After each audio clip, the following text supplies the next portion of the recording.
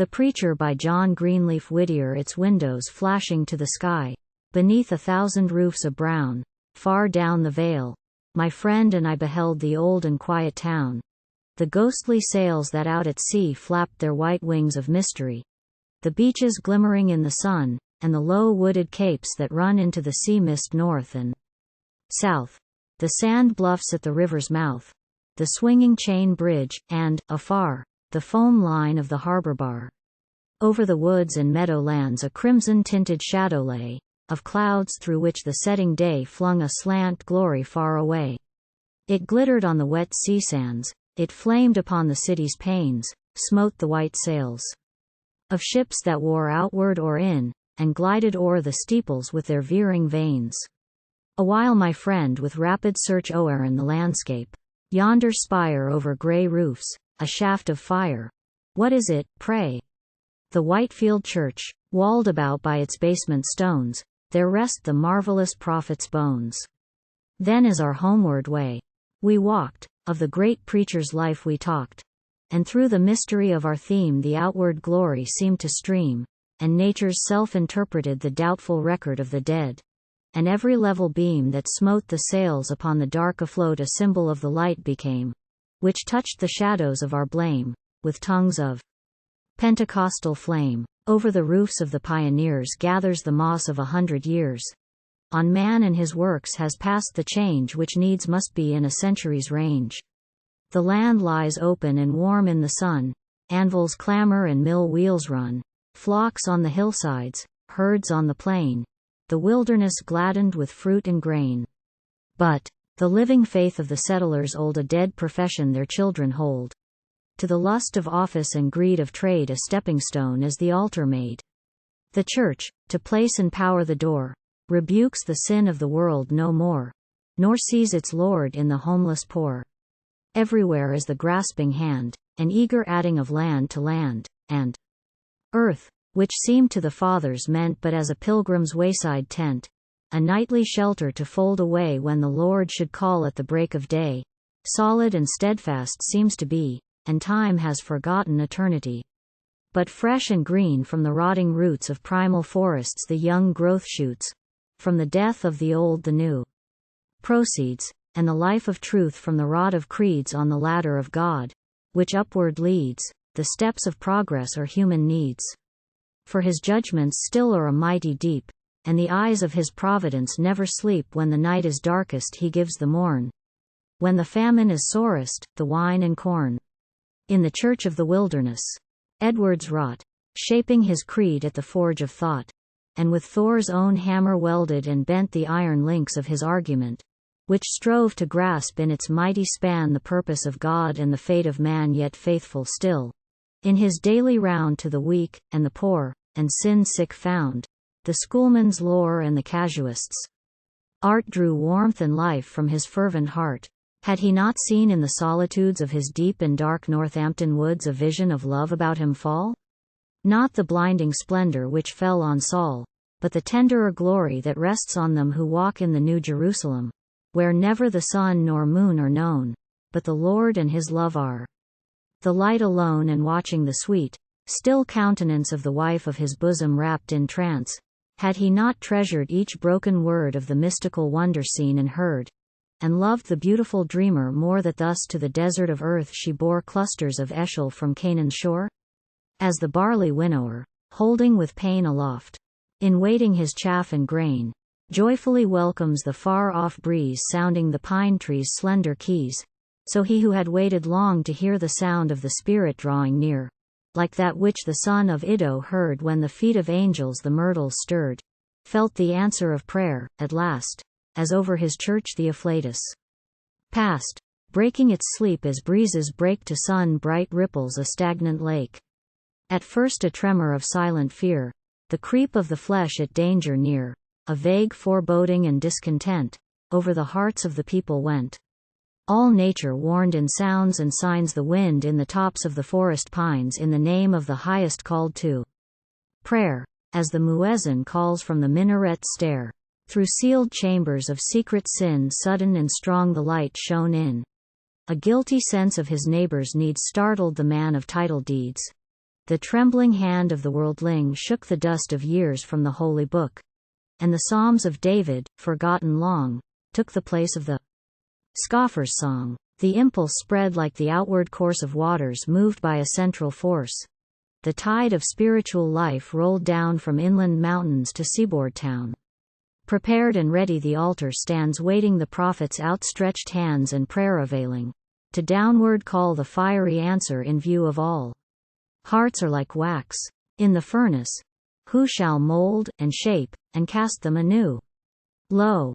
By the Merrimack Whitefield stands in the temple that never was made by hands, curtains of azure, and crystal wall, and dome of the sunshine over all, a homeless pilgrim, with dubious name blown about on the winds of fame, now as an angel of blessing classed, and now as a mad enthusiast, called in his youth to sound and gauge the moral lapse of his race and age, and, sharp as truth, the contrast draw of human frailty and perfect law.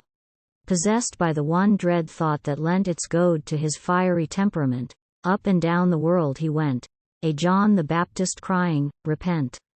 No perfect whole can our nature make. Here or there the circle will break. The orb of life as it takes the light on one side leaves the other in night. Never was saint so good and great as to give no chance at St. Peter's gate for the plea of the devil's advocate. So, incomplete by his being's law, the marvelous preacher had his flaw. With step unequal, and lame with faults, his shade on the path of history halts. Wisely and well said the Eastern bard, fear is easy, but love is hard, easy to glow with the Santon's rage, and walk on the Meccan pilgrimage, but he is greatest and best who can worship Allah by loving man. Thus he, to whom, in the painful stress of zeal on fire from its own excess, heaven seemed so vast and earth so small that man was nothing, since God was all, forgot, as the best at times have done, that the love of the Lord and of man are one. Little to him whose feet unshod the thorny path of the desert trod, careless of pain, so it led to God, seemed the hunger pang and the poor man's wrong, the weak ones trodden beneath the strong. Should the worm be chooser? The clay withstand the shaping wool of the potter's hand? In the Indian fable Arjun hears the scorn of a god rebuke his fears, spare thy pity. Krishna saith, not in thy sword is the power of death. All is illusion, loss but seems. Pleasure and pain are only dreams. Who deems he slayeth doth not kill. Who counts as slain is living still. Strike, nor fear thy blow is crime. Nothing dies but the cheats of time. Slain or slayer, small the odds to each, immortal as Indra's gods. So by Savannah's banks of shade, the stones of his mission the preacher laid on the heart of the Negro crushed and rent, and made of his blood the walls cement, bade the slave ship speed from coast to coast, fanned by the wings of the Holy Ghost, and begged, for the love of Christ, the gold coined from the hearts in its groaning hold. What could it matter, more or less of stripes, and hunger, and weariness? Living or dying, bond or free, what was time to eternity? Alas for the preacher's cherished schemes, mission and church are now but dreams, nor prayer nor fasting availed the plan to honor God through the wrong of man. Of all his labors no trace remains save the bondman lifting his hands in chains. The woof he wove in the righteous warp of freedom-loving Oglethorpe, clothes with curses the goodly land, changes its greenness and bloom to sand, and a century's lapse reveals once more the slave ship stealing to Georgia's shore. Father of light, how blind is he who sprinkles the altar he rears to thee with the blood and tears of humanity. He erred. Shall we count his gifts as naught? Was the work of God in him unwrought? The servant may through his deafness err, and blind may be God's messenger, but the errand is sure they go upon, the word is spoken, the deed is done. Was the Hebrew temple less fair and good that Solomon bowed to gods of wood? For his tempted heart and wandering feet, were the songs of David less pure and sweet? So in light and shadow the preacher went, God's erring and human instrument, and the hearts of the people where he passed swayed as the reeds sway in the blast, under the spell of a voice which took in its compass the flow of Siloa's brook, and the mystical chime of the bells of gold on the ephod's hem of the priest of old, now the roll of thunder, and now the awe of the trumpet heard in the Mount of Law. A solemn fear on the listening crowd fell like the shadow of a cloud. The sailor reeling from out the ships whose masts stood thick in the river slips felt the jest and the curse die on his lips. Listened the fisherman rude and hard, the caulker rough from the builder's yard. The man of the market left his load, the teamster leaned on his bending goad, the maiden, and youth beside her, felt their hearts in a closer union melt, and saw the flowers of their love in bloom down the endless vistas of life to come. Old age sat feebly brushing away from his ears the scanty locks of gray, and careless boyhood, living the free unconscious life of bird and tree, suddenly wakened to a sense of sin in its guilty consequence. It was as if an angel's voice called the listeners up for their final choice, as if a strong hand rent apart the veils of sense from soul and heart, showing in light ineffable the joys of heaven and woes of hell. All about in the misty air the hills seemed kneeling in silent prayer. The rustle of leaves, the moaning sedge, the water's lap on its gravelled edge, the wailing pines, and, far and faint, the wood dove's note of sad complaint, to the solemn voice of the preacher lent an undertone as of low lament. And the note of the sea from its sand coast, on the easterly wind, now heard, now lost, seemed the murmurous sound of the judgment host. Yet wise men doubted, and good men wept, as that storm of passion above them swept, and, comet-like, adding flame to flame, the priests of the new evangel came, Davenport, flashing upon the crowd, charged like summer's electric cloud, now holding the listener still as death with terrible warnings under breath, now shouting for joy, as if he viewed the vision of heaven's beatitude. And Celtic tenant, his long coat bound like a monk's with leathern girdle round, wild with the toss of unshorn hair, and wringing of hands, and eyes aglare, groaning under the world's despair. Grave pastors, grieving their flocks to lose, prophesied to the empty pews that gourds would wither, and mushrooms die, and noisiest fountains run soonest dry, like the spring that gushed in Newbury Street, under the tramp of the earthquake's feet, a silver shaft in the air and light, for a single day, then lost in night, leaving only its place to tell, sandy fissure and sulphurous smell. With zeal wing clipped and white heat cool, moved by the spirit in grooves of rule, no longer harried, and cropped, and fleeced, flogged by sheriff and cursed by priest, but by wiser counsels left at ease to settle quietly on his lees, and, self-concentred, to count as done the work which his fathers well begun, in silent protest of letting alone, the Quaker kept the way of his own, a non-conductor. Among the wires, with coat of asbestos-proof to fires, and quite unable to mend his pace to catch the falling manna of grace, he hugged the closer his little store of faith, and silently prayed for more. And vague of creed and barren of right, but holding, as in his master's sight, act and thought to the inner light, the round of his simple duties walked, and strove to live what the others talked. And who shall marvel if evil went step by step with the good intent, and with love and meekness, side by side, lust of the flesh and spiritual pride?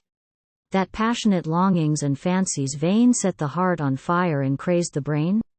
That over the holy oracles folly sported with cap and bells?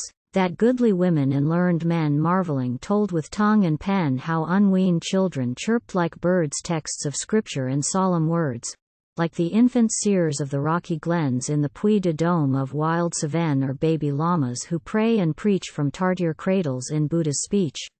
In the war which truth or freedom wages with impious fraud and the wrong of ages, hate and malice and self-love mar the notes of triumph with painful jar, and the helping angels turn aside their sorrowing faces the shame to bide.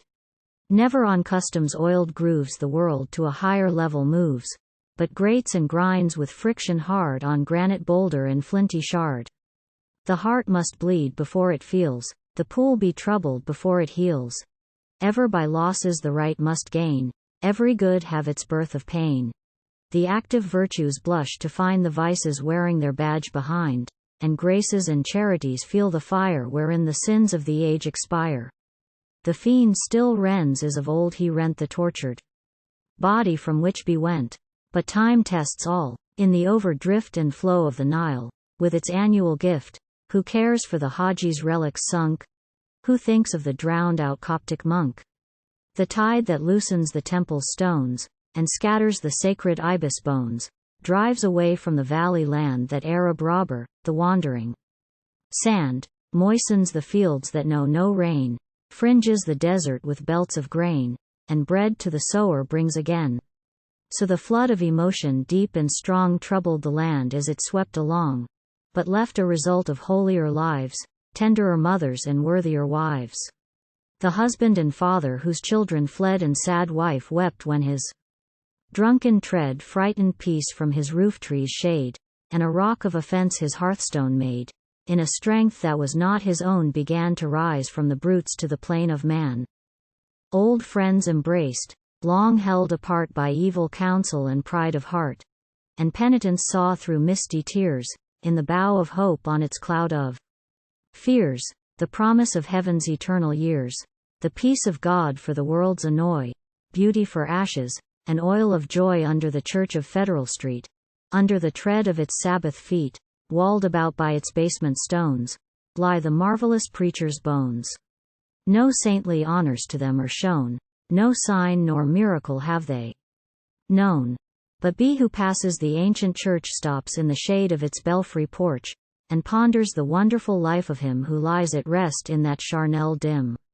Long shall the traveler strain his eye from the railroad car, as it plunges by, and the vanishing town behind him search for the slender spire of the Whitefield church, and feel for one moment the ghosts of trade, and fashion, and folly, and pleasure laid by the thought of that life of pure intent, that voice of warning yet eloquent, of one on the errands of angels sent.